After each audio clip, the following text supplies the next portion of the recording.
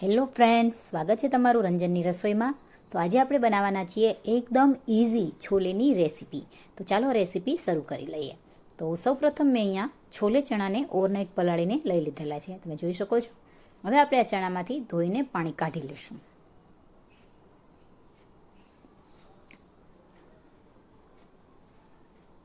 તો તમે જોઈ શકો છો પાણી કાઢી લીધેલું છે. હવે આપણે આ છોલેને આપણે કુકરમાં એડ કરી દઈશું.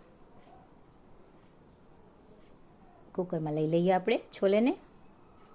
તો ફ્રેન્ડ્સ, અત્યારે હું આની અંદર 1 થી 1.5 ગ્લાસ પાણી એડ કરીશ. હવે આને ગેસ પર લઈ લઈએ. કુકરને ગેસ પર મૂકી દઈએ અને હવે આમાં અડધી ચમચી જેવું મીઠું એડ કરીશ.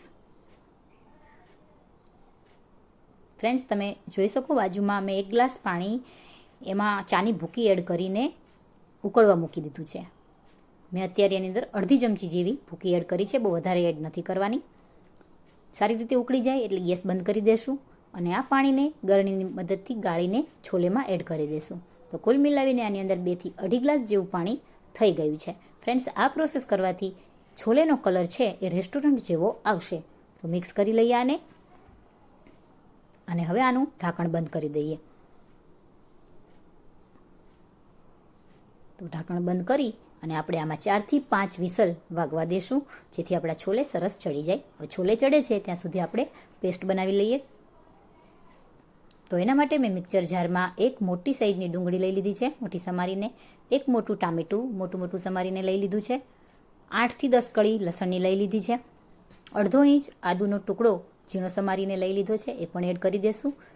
અને હવે આ બધી જ વસ્તુને ગ્રાઇન્ડ કરી લેશું બંધ કરી. તો આને ગ્રાઇન્ડ કરી લઈએ અને સરસ પેસ્ટ બનાવી લઈએ. તો ફ્રેન્ડ્સ, આપણી પેસ્ટ એકદમ સરસ બનીને તૈયાર થઈ ગઈ છે, તમે જોઈ શકો છો. તો હવે આ પેસ્ટને આપણે સાઈડ પર મૂકી દઈશું અને છોલેને જોઈ લઈએ, આપણે ચેક કરી લઈએ. તો કુકર ઠંડુ થઈ ગયું છે, જોઈ લઈએ છોલેને. તમે જોઈ શકો છો ફ્રેન્ડ્સ, આનો કલર છે એકદમ સરસ બ્રાઉન આવી ગયો છે, જેવો રેસ્ટોરન્ટમાં હોય છે. તો ચેક કરી લઈએ છોલે આપણા ચડી ગયા છે કે નહીં. તો છોલે પણ એકદમ સરસ રીતે મેશ થઈ જાય છે, સરસ ચડી ગયા છે. તો ચાલો હવે આપણે આનો વઘાર કરી લઈએ. તો વઘાર કરવા માટે મેં કડાઈ મૂકી દીધી છે એક ગેસ પર અને એની અંદર 2 મોટા ચમચા તેલ લઈ લીધું છે. તેલને સારી રીતે ગરમ થાય એટલે આપણે આમાં સૂકા ગરમ મસાલા એડ કરશું આખા. તો એના માટે મેં 5 તીખા મરી, 3 લવિંગ, 2 એલચી, 1 તજનો ટુકડો, થોડુંક જીરું, 1 બાદિયું અને 1 તમાલપત્ર લઈ લીધું છે. હવે આને એડ કરી દઈશું તેલની અંદર અને સરસ રીતે એને ફૂટવા દઈશું. બધું જ સરસ રીતે ફૂટી જાય અને સરસ સ્મેલ આવવા લાગે આની, એટલે આપણે આમાં જે પેસ્ટ બનાવીને રાખી છે ડુંગળી ટમેટાની, એને એડ કરી દઈએ. હવે મિક્સર જારમાં થોડું પાણી એડ કરી અને એ પાણીથી આપણે પેસ્ટ લઈ લઈએ. આની અંદર ચલાવી લઈશું આને. તો ફ્રેન્ડ્સ, આને સતત ચલાવતા રહેવાનું છે. ટમેટાના કારણે થોડો કલર ચેન્જ થઈ જશે આનો, ત્યાં સુધી ચલાવશું. થોડુંક ઉકળવા દઈએ.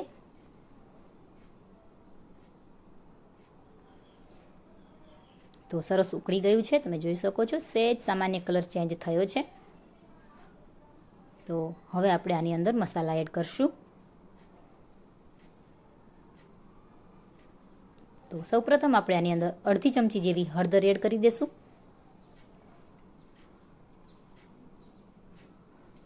1 ચમચી ધાણા જીરું એડ કરશું. 1 ચમચી તીખું રેગ્યુલર લાલ મરચું એડ કરી દેશું અને 2 થી 2.5 ચમચી છોલે મસાલો એડ કરી દેશું. હવે આ બધું જ સરસ રીતે મિક્સ કરી લેશું.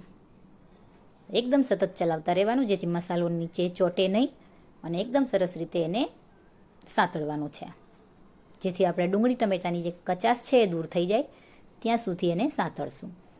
તો હવે આપણે આની અંદર 1 થી 1.5 ચમચી જેવું કાશ્મીરી લાલ મરચું પાવડર એડ કરશું, જેનાથી છોલેનો કલર છે એ બહુ સરસ આવશે. મિક્સ કરી લઈએ આને સરસ રીતે. સરસ મિક્સ થઈ ગયું છે, તમે જોઈ શકો છો ફ્રેન્ડ્સ. એકદમ મસ્ત પેસ્ટ બનીને તૈયાર છે આપણી. તો હવે આપણે આની અંદર સ્વાદ અનુસાર મીઠું એડ કરશું. જે પેસ્ટ બનાવતી વખતે આપણે આમાં મીઠું એડ નહોતું કર્યું, તો એ પ્રમાણે એડ કરશું.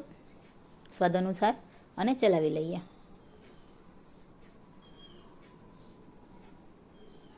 બરાબર મિક્સ કરવાનું છે અને ચલાવતું રહેવાનું છે સતત, જેથી મસાલો ચોટે નહીં. તમે જોઈ શકો છો તેલ સરસ રીતે છૂટું પડવા લાગ્યું છે. હવે આપણે આની અંદર છોલે એડ કરી દઈશું. છોલે એડ કરી દઈએ ફ્રેન્ડ્સ. હવે ચલાવી લઈએ આને સરસ રીતે. હવે આપણે આમાં જરૂર મુજબ પાણી એડ કરશું. તો હું અત્યારે આની અંદર 1 ગ્લાસ પાણી એડ કરું છું. તમે જે રીતની તમારે પાણી એડ કરવું એ રીતે કરી શકો છો. જેવો તમારે રસો કે ગ્રેવી જોતી હોય એ પ્રમાણે તમારે પાણી એડ કરવાનું. અને આ સ્ટેજ પર તમારે ચાખી લેવાનું. તમને મીઠું ઓછું લાગે તો તમે એડ કરી શકો છો. તો ફ્રેન્ડ્સ, મને આમાં થોડુંક મીઠું ઓછું લાગતું હતું એટલે હું અડધી ચમચી જેવું એડ કરું છું. સ્વાદ અનુસાર તમારે ચાખીને એડ કરવાનું. અને ઉપરથી થોડોક ગરમ મસાલો એડ કરીશ. મિક્સ કરી લઈએ હવે સરસ રીતે આને. સરસ મિક્સ થઈ ગયું છે ફ્રેન્ડ્સ. અને હવે આને ઢાંકીને 5 મિનિટ માટે થવા દેશું. ઢાંકી દઈએ આપણે અને થવા દઈએ 5 મિનિટ માટે. તો ફ્રેન્ડ્સ, 5 મિનિટ જેવું થઈ ગયું છે. ખોલીને જોઈ લઈએ આપણે છોલે. તમે જોઈ શકો છો ફ્રેન્ડ્સ, એકદમ સરસ ઉકળી ગયા છે અને તેલ પણ છૂટું પડવા લાગ્યું છે. અને ફ્રેન્ડ્સ, એનો સુગંધ પણ અહીંયા બહુ સરસ આવી રહી છે. તો ચલાવી લઈએ એકવાર. જોઈ શકો છો આ રીતનું હું અત્યારે ગ્રેવી રાખીશ. તમે ઉકાળીને તમારે ઘાટી કરવી હોય ગ્રેવી તો તમે કરી શકો છો. હું અત્યારે આ રીતની જ રાખીશ. હવે ઉપરથી થોડીક કસૂરી મેથી એડ કરીશું અને થોડા કોથમીરના પાન એડ કરી દઈશું. સરસ રીતે મિક્સ કરી લઈએ આને. તો મિક્સ કરી લીધું છે સરસ રીતે. ફ્રેન્ડ્સ, તમે જોઈ શકો છો મારે આ જ રીતની ગ્રેવી જોઈએ છે એટલે હું આ રીતે રાખીશ. ફ્રેન્ડ્સ, હવે આ ઠંડી થશે એટલે આ થોડીક થીક થઈ જશે, એટલે ગ્રેવી થોડીક પાતળી જ રાખવાની. તો હવે આપણે આને સર્વ કરી લઈએ. તો જોઈ શકો છો ફ્રેન્ડ્સ, જોતાં જ મોઢામાં પાણી આવી જાય એવું લાલ ચટાકેદાર છોલેનું શાક તૈયાર થઈ ગયું છે. એકવાર આ રેસીપીને તમારા ઘરે જરૂરથી ટ્રાય કરજો ફ્રેન્ડ્સ. આમાં બતાવેલી ટ્રીક એકદમ સરસ અને એકદમ સિમ્પલ ને ઇઝી મેથડથી બનાવેલું છે શાકને, જેમાં બનવામાં બહુ સમય નહીં લાગે. તો આ રેસીપીને તમારા ઘરે એકવાર જરૂરથી ટ્રાય કરજો ફ્રેન્ડ્સ. તમારા ઘરમાં બધાને ખૂબ જ પસંદ આવશે. તો ફ્રેન્ડ્સ, હવે આપણે આને અનિયન રિંગ અને કોથમીરથી ગાર્નિશ કરી લઈશું. તો તૈયાર છે આપણું એકદમ ટેસ્ટી, સ્વાદિષ્ટ અને રેસ્ટોરન્ટ સ્ટાઇલ છોલેનું શાક.